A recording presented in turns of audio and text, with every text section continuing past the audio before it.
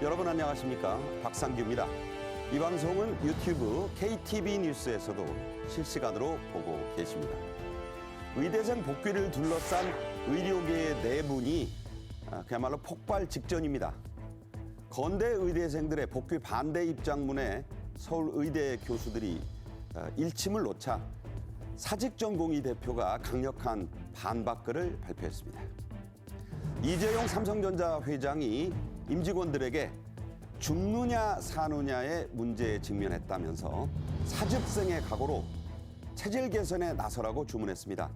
성별과 국적을 불문한 기술 인재의 영입 가능성도 밝혔습니다. 국가유산청이 인기가 치열한 서울 고궁들의 야간 관람에 대해 전면 추첨제를 도입합니다. 이른바 궁캐팅으로 불리는 고궁 마케팅의 이모저모를 알아보겠습니다.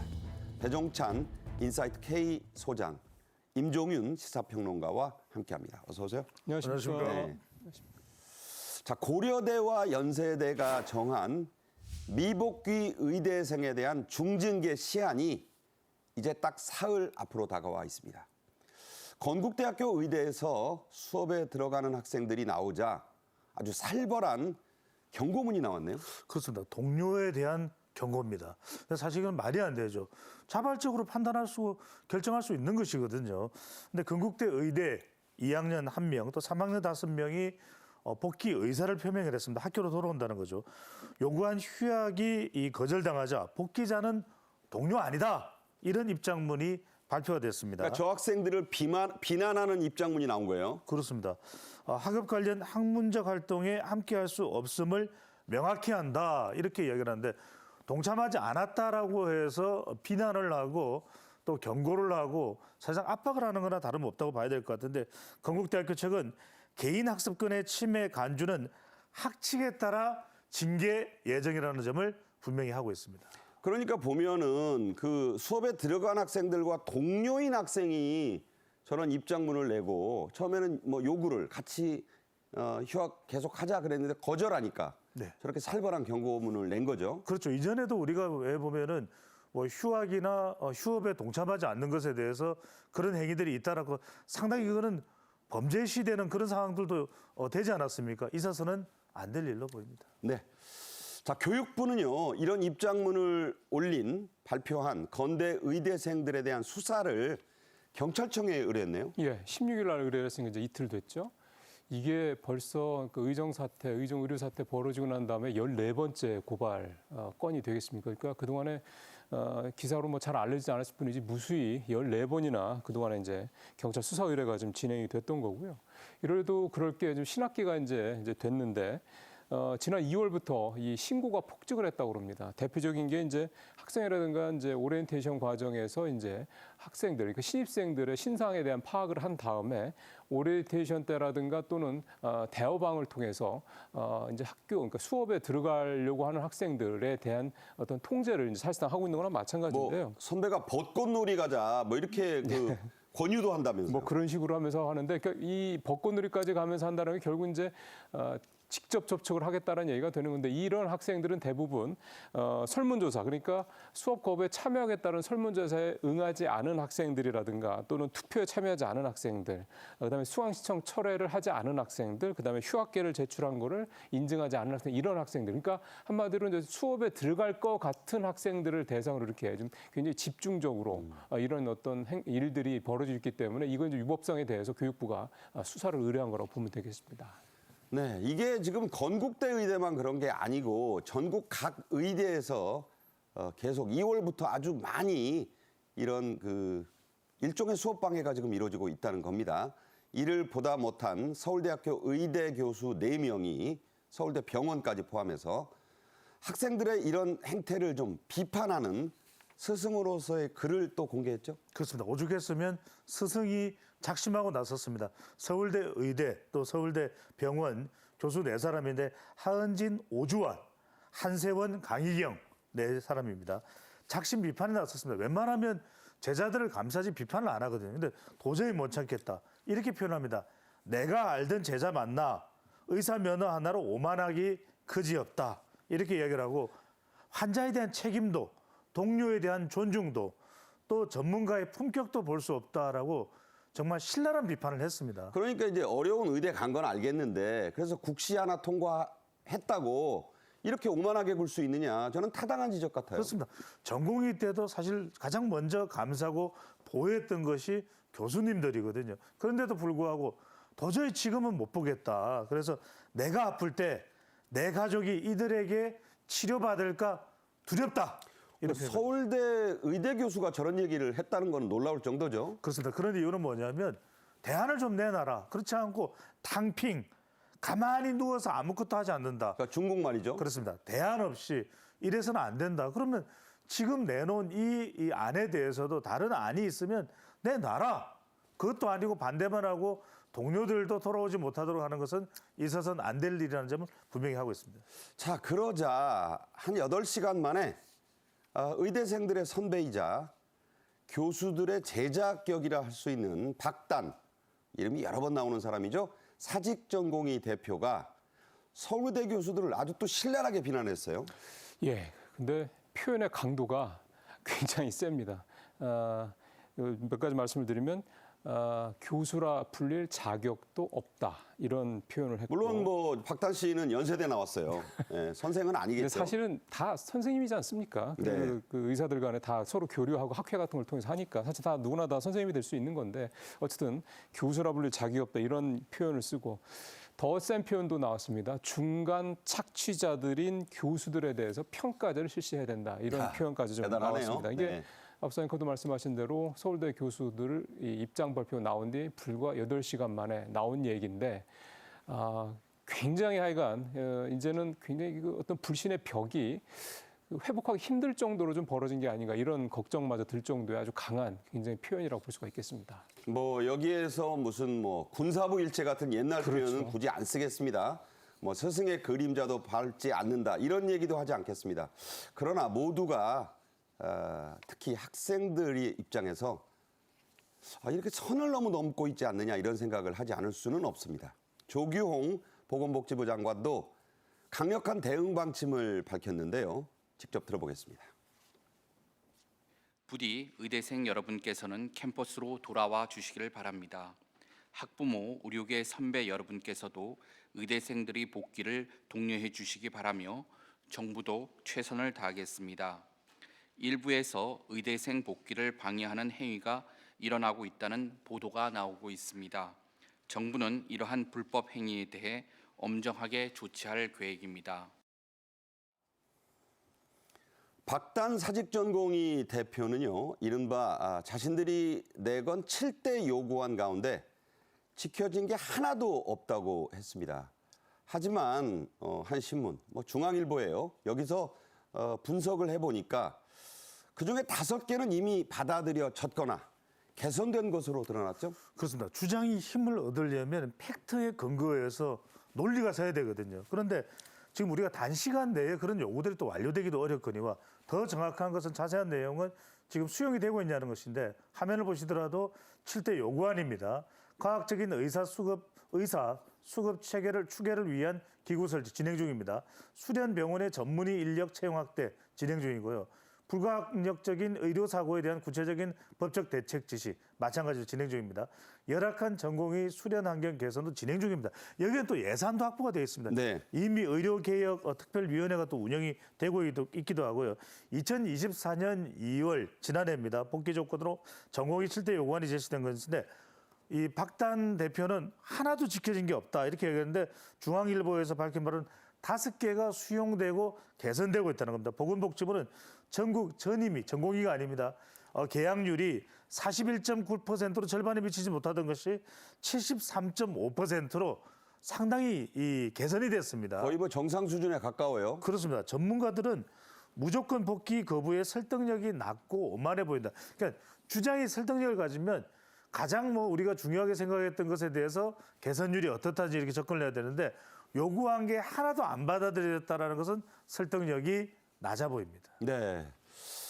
정부와 사직전공의들이 합의를 못한 부분들도 물론 있습니다. 자, 어떤 것들이죠? 예, 저 앞서 배 소장님 말씀하신 그 4가지, 그러니까 7개 요구안 중에 4가지가 좀 진행이 된 거고, 하나는 아예 완료가 된 게 있습니다. 첫 번째, 즉 전공의에 대한 부당한 명령 철회권, 이건 아예 완료가 됐으니까 이것도 사실 끝난 얘기가 되는 건데요. 지난해 6월에 사실상 수리금지 명령, 진로 유지 업무 개시 명령 전면 철회를 통해서 이게 반영이 된 거로 이제 보면 되고요. 이제 두 가지입니다. 남은 게 필수 의료 정책 패키지 2,000명 의대 증원 전면 백지 요건하고 의료법 제59조의 업무 개시 명령 전면 폐지 2건인데, 일단 6번째 이거는 필수 의료 정책 폐지 건은 어느 정도 좀 얘기가 정부 입장에서 좀 뭔가 타협의 가능성이 있다라고 얘기가 좀 나오고 있고요. 의대 이 정원 백지와 이의공화에 대해서는 일단은 정부에서 동결을 얘기를 했는데, 이게 또 전공의 측에서 하는 얘기는 정부가 동결한다고 얘기를 했지만 언제든지 또 증원할 수 있을 거라고 보기 때문에 정부를 신뢰할 수도 있다. 또 이렇게 얘기를 하고 있기 때문에 이게 사실 말 바꾸기였던 논란이 있을 수 있는 그런 부분입니다. 그다음에 이제 마지막으로 의료법 59조에 있는 업무 개시 명령 전면 폐지, 이거는 헌법 10조, 그러니까 인간의 존엄과 가치, 국민의 생명권을 규정한 헌법 10조를 위배할 수 있는 여지가 있기 때문에 이거는 좀 논란이 생길 수도 있는 문제고, 이거는 좀 과하다라는 그런 지적이 사실 계속 나오고 있는 그런 요구 사항이기도 합니다. 그러니까 이게 갈등이 지금 풀리는 쪽으로 가고 있다는 거예요. 논란이 있는 부분은 대화를 통해서 풀어야 한다, 이런 입장에 대해서 중앙일보 의료팀이 분석을 한 결과를 내놓은 겁니다. 자, 고려대, 연세대가 공언한 미등록 휴학생의 최종 등록 기한이 이제 사흘 앞으로 다가와 있습니다. 대학 측 어떻게 하겠다고 합니까? 매우 단호합니다. 지난해만 하더라도 조금 유예해준다 이게 있었거든요. 근데 지금 고려대와 연세대는 21일까지 미등록자 복귀를 해야 된다는데, 그렇지 않으면 24일, 그로부터 3일이 지나고 난 이후에는 재적이 통보됩니다. 그러니까 기계적으로 하겠다는 거예요? 더 이상 의대생이 아닙니다. 그래서 대규모 재적, 유급이 현실화될 수도 있다는 전망이 나오고 있습니다. 왜냐하면 이 두 대학이 미복귀하는 경우는 다른 의대도 동참할 가능성이 상당히 높은데, 여기서 중요한 것은 매우 단호합니다. 추가 구제 계획 없다, 이렇게 밝히고 있습니다. 그러니까 뭐 이게 무슨 사태가 나더라도 충분히 예고했고 경고했기 때문에 네. 더 이상 뭐 이제 정부가 양보할 건 없다. 그렇습니다. 네. 자, 이제 현명하게 좀 행동을 해야 할 때가 됐다는 생각이 듭니다. 다음 주제로 가죠. 요즘 삼성그룹 그야말로 경영상 사면 초가에 둘러싸인 양상입니다. 이재용 삼성전자 회장이 임원대상 세미나에서 3분짜리 영상 메시지를 만들어 보냈는데 내용이 참 매우 강력하네요. 어떻게 보면은 그동안 이재용 회장이 보여왔던 부드러운 카리스마라고 그럴까요? 되게 좀 젠틀하고 댄디하고 흔한 표현으로 인물도 좋지만은 말하는 것도 그렇고, 사실 이런 부분들이 있었는데, 그렇게 사실은 이재용 회장을 생각해왔던 거가 너무 다른 그런 모습을 이번 영상 메시지에서 보여줬기 때문에 참석을 했었던 2,000여 명의 삼성그룹 이 임원들이 굉장히 좀 놀랐다, 이런 후문이 좀 전해지고 있습니다. 저 표현이 저는 가장 네. 좀 셌다고 봐요. 죽느냐 사느냐. 사실 이런 식의 굉장히 강한 표현을 이재용 회장 입에서 들을 거라고는 사실 생각을 못했는데요. 작년 8월부터 삼성전자에서 외국인이 계속해서 매도를 해오고 있을 때, 그때 시장에서 나왔던 얘기가 좀 이재용 회장이 뭔가 좀 강력한 메시지를 좀 내놔야 되는 거 아니야? 아버지 고 이건희 회장은 그렇게 프랑크푸르트 선언 같은 그런 강력한 메시지를 냈는데 아들 이재용 회장은 뭐 하는 거야? 사실 이런 얘기들이 있었거든요. 그러니까 그게 이번에 나왔다, 이렇게 보셔도 될 것 같은데요.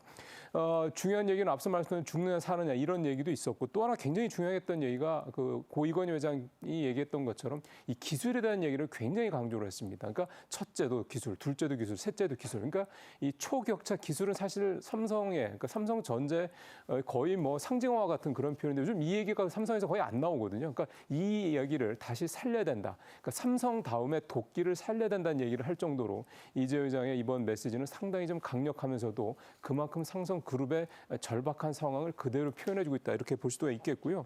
어쨌든 이건희 회장이 프랑크푸르트 선언 1993년 이걸 통해서 삼성이라는 회사를 그냥 그저 그런 236 가전제품 회사에서 글로벌 회사로, 글로벌 IT 회사로 성장을 시켰던 계기가 됐지 않습니까? 이번 선언 뭐 한 번 가지고 될 수 있을지는 모르겠습니다만, 결국 이건희 회장 같은 그런 식의 어떤 출발점이 됐으면 하는 바람을 가져봅니다. 네.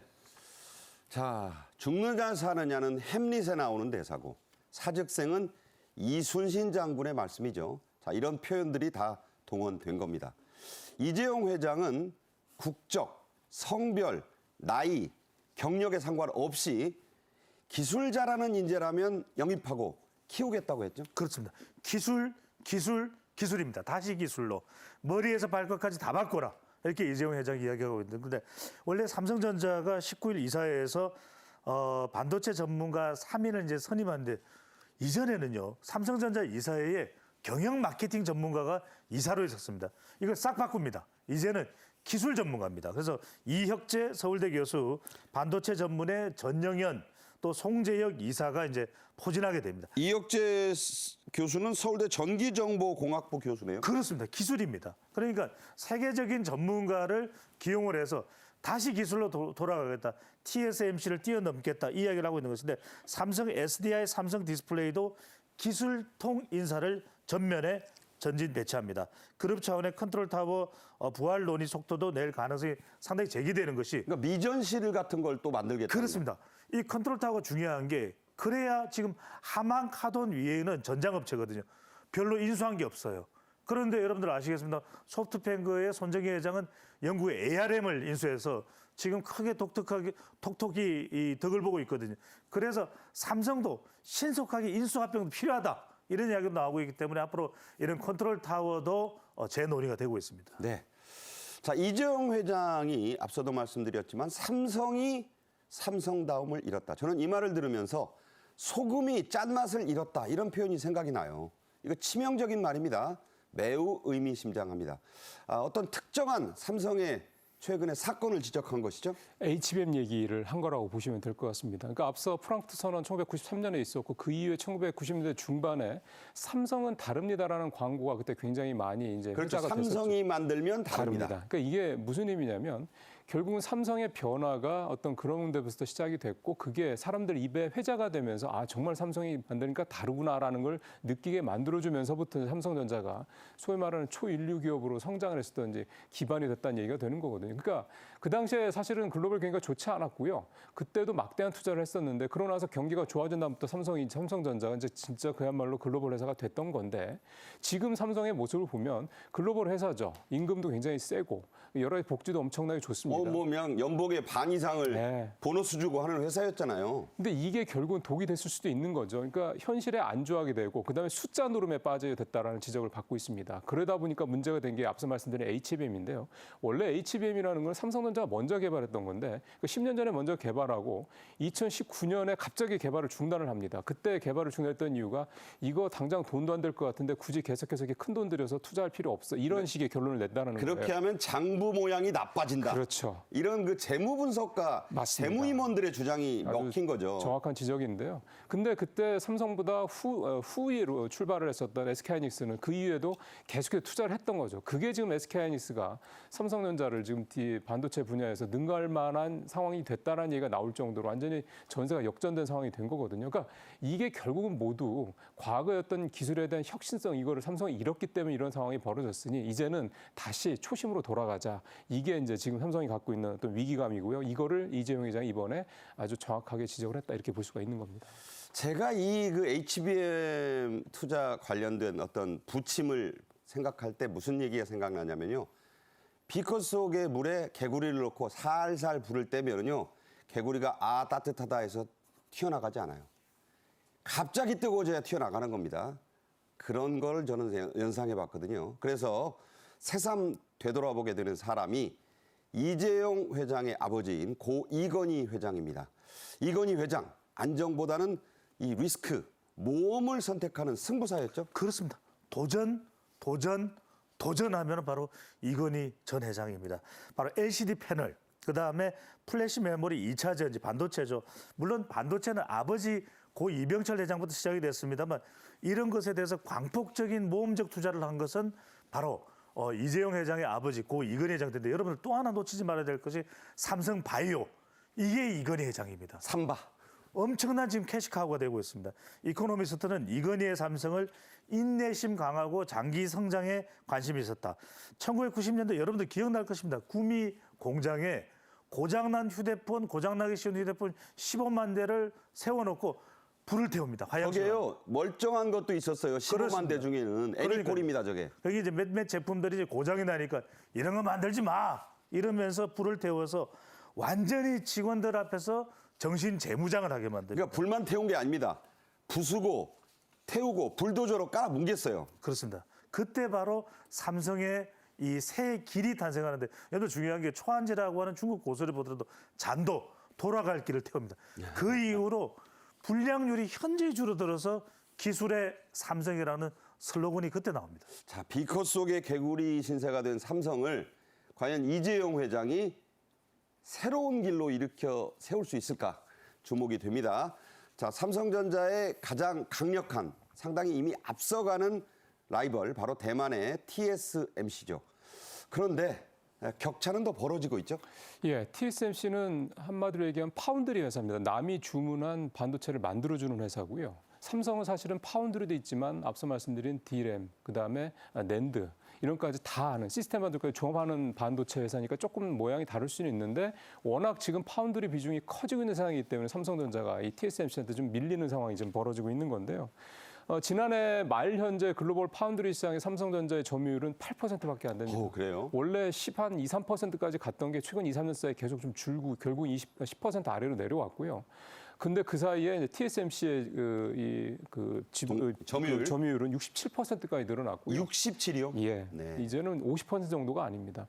그리고 나서 좀 이거는 그러니까 거리가 좀 벌어지고 있죠. 1위와 2위 간에. 근데 이 자리가 위태로운 게 지금 중국의 회사들이 계속 쳐올라오고 있습니다. SMIC 같은 경우 지금 6% 정도까지 올라왔기 때문에 이제 한 2%포인트밖에 차이가 안 나요. 삼성이 3위가 되겠네요. 잘못하면. 예. 근데 중국의 그 파운드리 회사들 다 합하면 삼성보다 더 높은 거죠. 그러니까 이게 위기감이 그러니까 위에서는 거리가 멀어지고 밑에서는 치고 올라오고 이런 상황에 삼성이 지금 끼어 있는 그런 상황이 좀 되는 건데요. 여기에 지금 더욱더 걱정스럽게 만드는 게 TSMC가 얼마 전에 기사가 나왔었죠.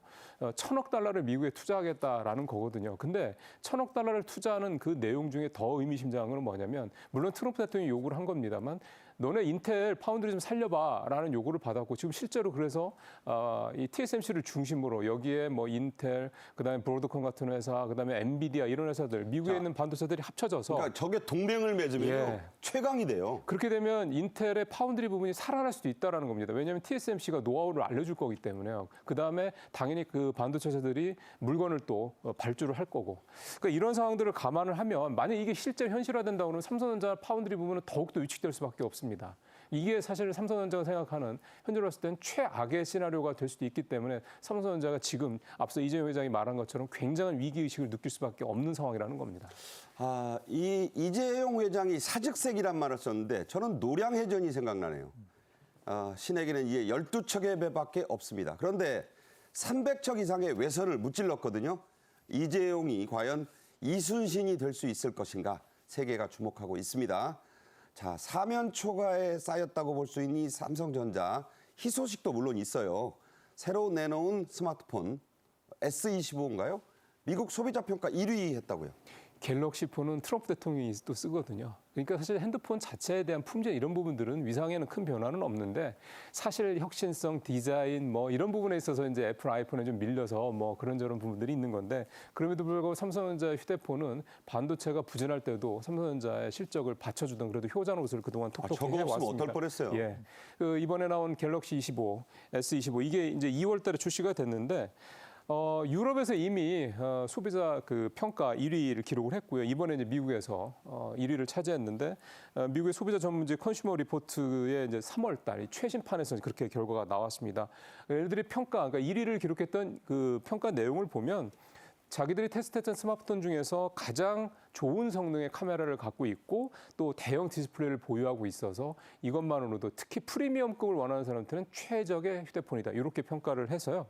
이번에 이제 공동 1위로 애플 아이폰이 되긴 했는데 그럼에도 불구하고 굉장히 좀 좋은 평가가 나왔다는 거고 국내에서도 이미 2월 7일 날 판매하기 시작했으니까 한 달 조금 넘었지 않습니까? 벌써 100만 대를 넘게 팔아서 역대 최고의 판매율을 좀 기록을 하고 있습니다. 네. 현대차와 함께 곧 대한민국 경제의 대명사로 통했던 삼성, 전자뿐만 아니라 뭐 요즘 SDI 뭐 다 고전 중인데 빨리 제자리를 찾기를 고대해 봅니다. 반면에요, 핸드폰 하면 삼성인데 이 미국의 애플 아이폰 신제품이 미국 안팎에서 지금 논란에 휩싸여 있네요. 그렇습니다. AI 기능 탑재 지연 때문입니다. 그러니까 이게 뭐냐면 아이폰이 16이 마케팅보다 부족한 AI 기능으로 상당히 논란이 되고 있습니다. 그런 이유가 이 점을 강조하면서 이제 광고도 했었는데 2024년에 발표한 애플의 인텔리전스 기능 탑재가 연기된 겁니다. 그러니까 그거는 뭐 이제 핑계라고 하지만 일단 계약 위반이네요. 그렇죠. 그러다 보니까 빨리 이거 보상해달라 아니면 빨리 개발해서 탑재할 수 있게 해주든지 이렇게 되다 보니까 국내 소비자 단체는 허위, 가장 광고로 이익을 편취한 것 아니냐 이렇게 불만을 제기하고 있고 적절한 보상이 없으면 공정위 조사를 요청하겠다. 검찰 고발도 검토하겠다는 것이기 때문에 방금 전에 우리 임평론께서 말씀하셨듯이 아이폰이 그동안 상당히 이 화질이라든지 이런 점에서는 상당히 높은 평가를 받았거든요. 근데 AI 기능에서 문제가 되면서 논란이 되고 있는 상황. 이러다 보니까 삼성의 이 울트라 새로 나온 이 신기종이 상당히 또 각광과 호응을 받고 있는 그런 상태가 될 수 있습니다. 네, 그나마 스마트폰 부분이 저렇게 잘 나가서 받치고는 있습니다. 그러나 원래 잘하던 반도체에서 제 모습을 되찾아야 합니다. 자, 오늘의 다음 주제, 마지막 주제 보겠습니다. 봄이 왔지만 봄 같지 않다. 이 출래불사춘 유명한 말이죠. 중국의 고대 명시가 실감이 나는 요즘이지만요. 봄은 기다려도 오고 기다리지 않아도 온다는 유명한 우리 명시도 떠오르는 그런 때입니다. 봄맞이 고궁 나들이가 올해부터 확 달라지는데요. 먼저 영상 보겠습니다.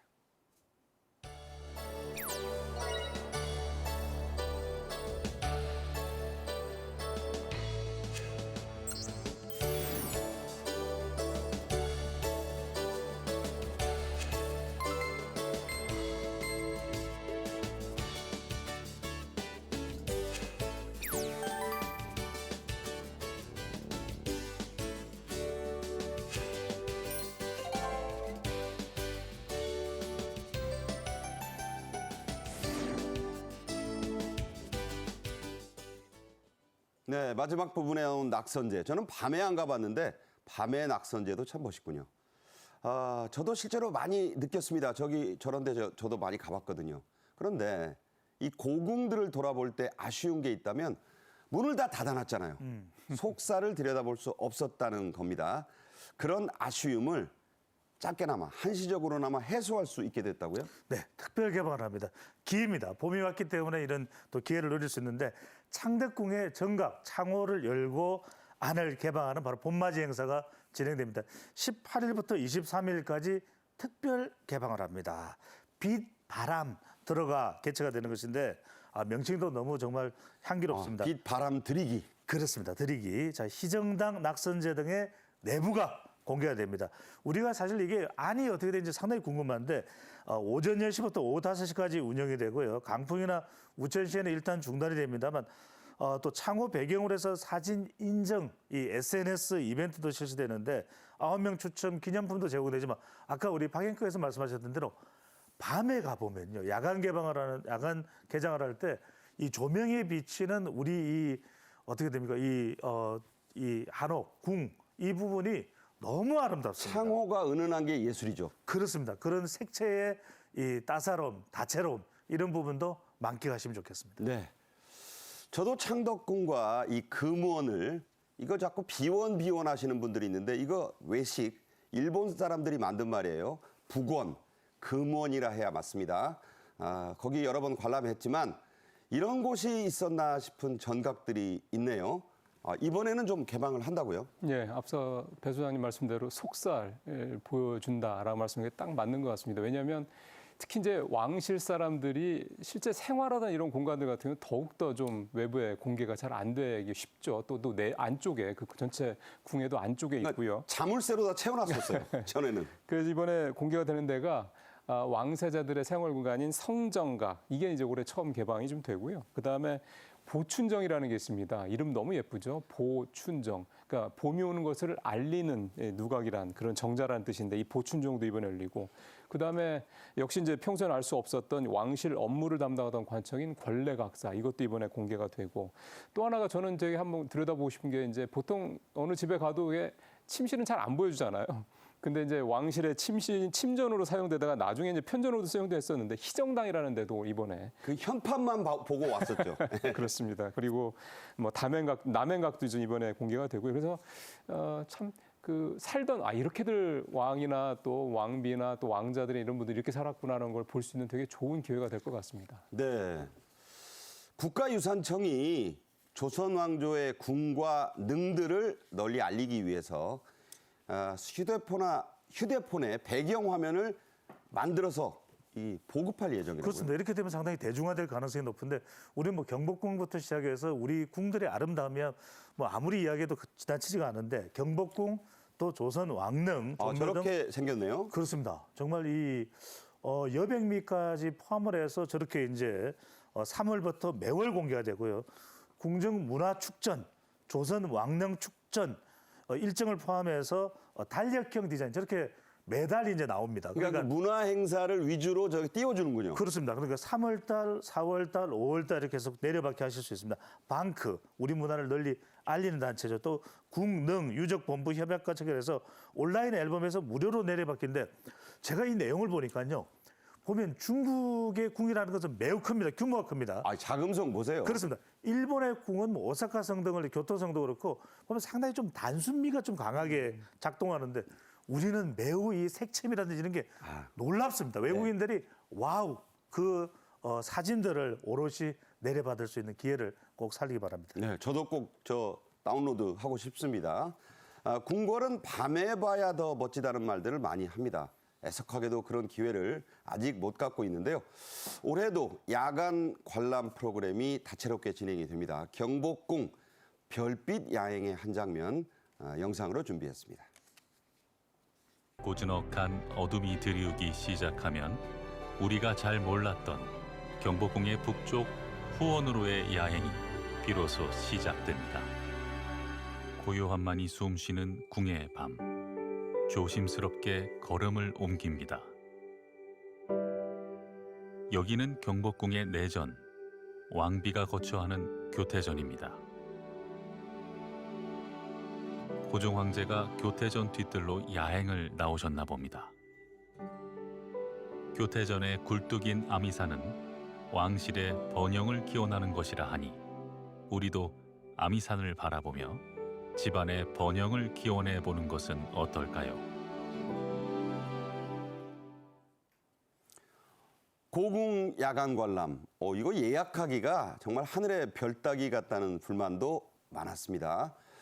그래서 올해부터는 이 방식을 전면 추첨제로 이걸 바꾼다고 하네요. 저 한 2번 시도했다가요. 어림도 없이 떨어져가지고 이게 차라리 추첨제로 그러면 그래 한번 넣어놓고 그냥 기다리면 되는 거잖아요. 이제 그렇게 저 같은 경우도만 해도 차라리 추첨제로 잘 바꿨다는 생각이 들 정도입니다. 이렇게 좀 화면에서 보시는 것처럼 경복궁 별빛 야행하고 그다음에 창덕궁 달빛 기행 이 2가지 프로그램이 이제 올해부터 이제 얼마 안 남은 이제 시작이 됐죠. 창덕궁에 많은데 참가비는 싸네요. 네. 네. 지금 화면에서 보시는 것처럼 이제 경복궁하고 창덕궁이 있고 3월 13일 오후 2시부터 19일 오후 2시까지 이제 응모를 할 수 있고요. 창덕궁은 17일부터 이제 23일까지고요. 당첨 발표가 경복궁은 3월 20일이고 창덕궁은 3월 25일인데 개별 통보가 된다 그러니까 내가 응모를 했다가 되면 저한테 문자가 오니까 문자로 다 해줍니다. 예, 그러니까 이제 가면 된다 이렇게 해야 되겠고 금액도 좀 저기 좀 적혀 있는 대로 좀 보시면 되겠고 그 다음에 누리집에서 확인도 할 수 있으니까요. 이제 찬찬히 좀 보시면 될 것 같습니다. 예외가 있어요. 65세 이상인 분들 또 뭐 장애인, 국가유공자 이 전화 그러니까 안 되는 분들이니까 네. 전화 예매도 받고 또 선예매도 하고 또 뭐 이 자녀분이 남으면 선착순으로 그래서 자녀분 안 남을 것 같아요. 그래도 이제 친절하게 누리집 맞습니다. 가시면 볼 수 있으니까 이용하시길 바랍니다. 자, 경복궁 별빛 야행에서 올해 새롭게 운영되는 게 있다고요? 정말 기회가 되신다면 놓치지 마셔야 될 것 같아요.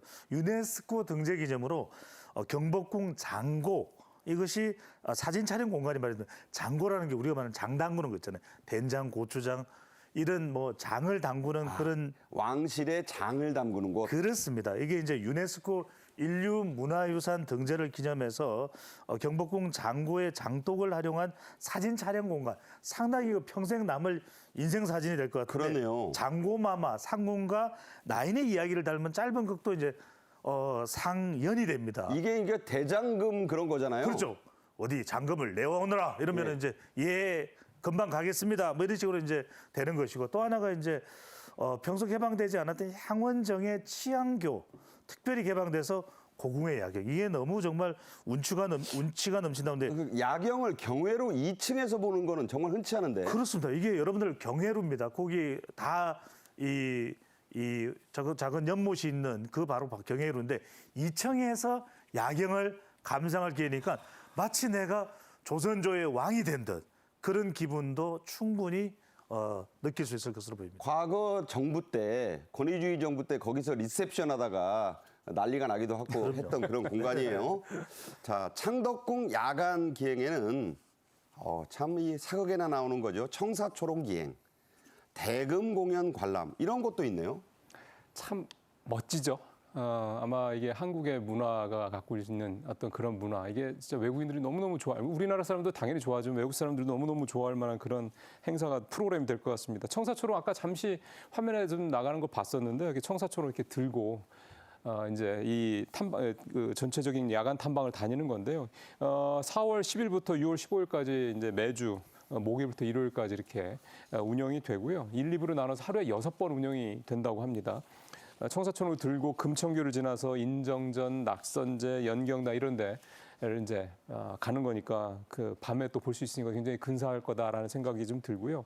특히 이제 낙선제에서는요. 대금 연주도 또 감상을 할 수가 있습니다. 얼마나 멋있겠어요. 이게 대금 소리가 또 밤에 들으면 또 굉장히 은은하고 사람의 그 마음을 이렇게 편안하게 하지 않겠습니까? 그런 것도 좀 들을 수 있을 것 네. 같고 부용제에서 이제 기념 촬영도 할 수 있고. 밤에 저곳은 부용제, 주함루는 정말 멋있군요. 예, 거기서 이제 공연도 하고 다과도 즐기면서 아주 정말 인생에 나올 만한 특별한 어떤 그런 밤 시간을 여기서 좀 누릴 수 있을 것 같습니다. 네, 전면 추첨제니까 일단 추첨이 되셔야 합니다. 창덕궁의 별궁격이죠. 이 낙선제는 고종의 고명딸인 덕혜옹주의 추억이 서린 곳입니다. 특별한 행사가 마련된다고요? 그렇습니다. 왕실의 정치를 고스란히 또 체험해 볼 수 있고 소환해 볼 수 있는 바로 그런 행사입니다. 창덕궁 봄품은 낙선제 특별 해설 행사가 열리거든요. 그 당시에 이 역사적인 내용들을 그대로 들으실 수 있는 그런 기회입니다. 하루에 2회 해당 24명만 선택이 된다는 거 꼭 기억해 두시고요.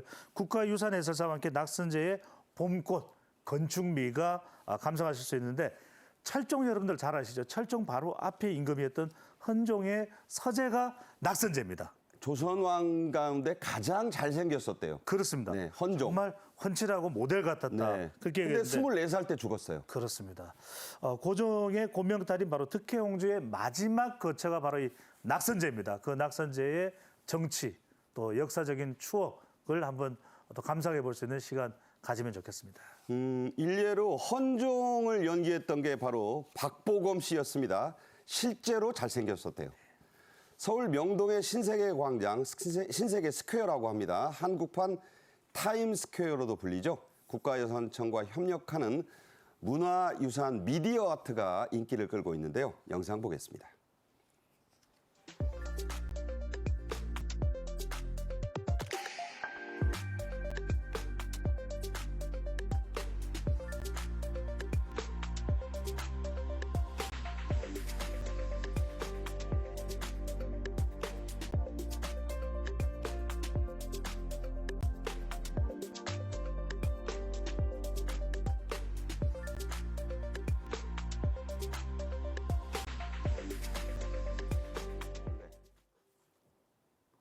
자, 이 청동용 드래곤입니다. 이 영상을 지난해 관광객 100만 명이 보고 갔다고요? 예, 그러니까 명동에 1, 2년 전부터 하여간 외국 관광객들이 굉장히 많이 다시 좀 들어오고 있다는 말씀도 한번 지난번에 드렸던 것 같은데 여기서 늘 많이 보시는 거가 되는 거고.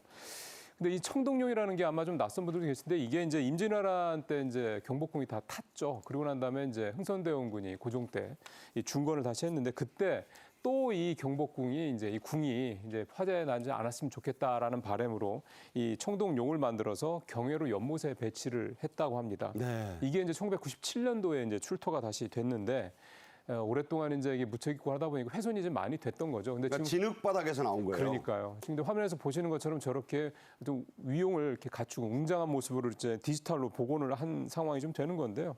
지금 보면은 이게 막 살아 움직이는 것 같지 않습니까? 이렇게 만드는 과정에서 생동감 있는 표현을 위해서 훼손된 수염이라든가 다리 같은 부위들을 이게 불꽃과 함께 이렇게 새롭게 돋아나는 듯한 그런 역동적인 그런 디테일 같은 걸 살렸다고 좀 하고요. 무엇보다 중요한 거는 이게 이제 출토됐던 연못 이런 데까지 그 안에다 다 담아내서 뭔가 디테일까지 살렸다라는 그런 평가도 좀 받고 있습니다. 네.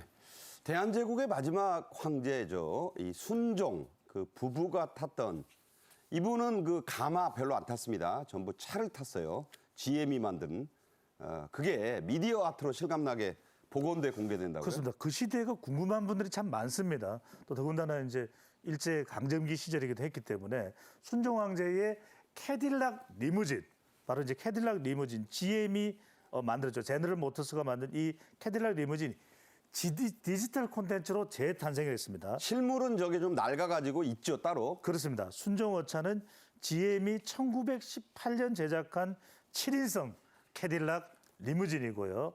또 순정 효황후가 탔다는 차는 1914년에 영국 다임러사가 제작한 것인데 미국과 영국 각각 다릅니다. 그러니까 벤츠의 그 모회사가 다임러예요. 그렇습니다. 2006년에 국가문화재로 이제 등록이 됐고요. 국립고궁박물관에 실물 전시가 됐는데 뭐 드라마 같은 곳에서도 비슷한 모양이 나오게 됐으면 궁 같은 영화에 참고를 해두시면 되겠습니다. 순종 황제 저 차 얼마 못 탔습니다. 자, 이런 전시물들은요 국립고궁박물관이 만든 가상현실 전시관에서 볼 수 있습니다. 자, 어떻게 해야 보죠? 예, 이 온라인 박물관에 들어가서 이제 보면 되는데요. 이게 이제 말씀하신 대로 VR로 이렇게 가상현실로 된 거기 때문에 사실은 물론 실제로 현장에서 보는 것보다는 못할 수도 있겠습니다만 그래도 가는 것만큼 진배 없을 정도로 그렇게 굉장히 현실감 있게 좀 볼 수 있을 거라고 보고요. 사진, 음성, 해설, 동영상 등 이런 자료들을 다 보강을 해서 좀 전시를 해놨기 때문에 들어가서 보시는데 좀 전혀 지장이 없을 것 같고요. 그다음에 공박물관에 소장된 이 품목들이 굉장히 많을 텐데 이게 좀 모두 6개 분야로 이렇게 나눠져 있거든요. 이거를 가지수는 100가지요. 예, 그렇게 다 나눠서 하나하나 볼 수가 있기 때문에 이게 정말 굉장히 방대한 작업, 이 방대한 이 개편 작업이 이제 최근에 이제 완성이 된 거기 때문에 상당히 의미가 있는 사업이라고 볼 수가 있겠고요. 저는 개인적으로는 이게 이제 외국인 관광객들이 국내에 와서 고궁박물관을 직접 가서 보시는 분도 계시겠지만 해외에서 한국에 대해서 관심 있는 분들이 이 고궁박물관을 온라인으로 보시고 저거 실제로 보고 싶다 해서 한국으로 좀 방문하셔서 그러니까 저것 때문에 실물 보러 한국에 오신다는 거죠? 예. 그리고 사실 국내에서 저도 사실 고궁박물관은 너무 오래전에 가봐서 잘 기억이 안 나거든요. 저희 같은 경우도 가서 보고 실제로 또 가서 본다 그러면 더욱더 이 고궁박물관이 갖고 있는 소장품이라든가 또 한국의 미가 전 세계로 뭐 국내뿐만 전 세계로 좀 더 확산될 수 있는 되게 좋은 그런 기회가 될 것 같습니다. 이 등잔 밑이 어둡다고요. VR로 해외에서 보신 뭐 노르웨이 그 관광객이 고궁박물관을 웬만한 한국인들보다 저보다도 더 많이 알고 있는 그런 걸 보고 깜짝 놀랐습니다. 그 유명한 헐리우드 영화 있죠. 박물관이 살아있다. 이거 시리즈로 아주 유명했잖아요. 그런 헐리우드 영화가 생각이 납니다. 이 VR 박물관 정말 색다른 박물관이라고 할 수 있죠? 그렇습니다. 정지되어 있는 유물이 아니라 박물관이 살아있다는 영화처럼 정말 생생하게 생동감 넘치는 가상현실을 그대로 맛볼 수 있습니다. 국립고궁박물관은요, 멀티미디어북을 첫 공개했는데 덕수궁 석조전을 재현하고 있습니다. 그러니까 서울시청 바로 건너편에 있는 덕수궁 돌담길에 그 덕수궁 아시죠? 덕수궁 석조전을 VR 공간으로 가상현실로 여러분들이 체험을 해볼 수 있는데 현실보다 훨씬 멋있어요. 그렇습니다. 너무나 실감납니다. 조명을 껐다 켜고 연회장 음식이 구현이 되고요. 또 조선왕실의 어보 300여 점이 공개되는데 왕궤도로 한눈에 확인이 가능합니다. 이게. 그러니까 이제 그 왕실 이 족보도 다 볼 수 있고. 그렇습니다. 네, 궁중의 서화, 그림, 또 유물을 활용해서 다른 그림 찾기 등 여기다 게임의 요소까지도 넣어서 온라인 게임까지도 추가가 돼 있습니다. 그러니까 남녀노소 다 즐길 수 있는 게 바로 저 VR 고궁박물관이다. 제가 한 말씀만 드리겠습니다. 환상적이고 환타스틱합니다. 네.